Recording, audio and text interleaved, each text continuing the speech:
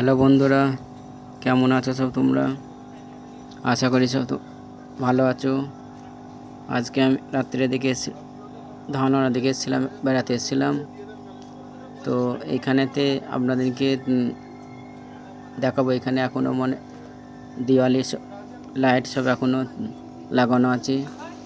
তো আপনাদেরকে আপনারা একটু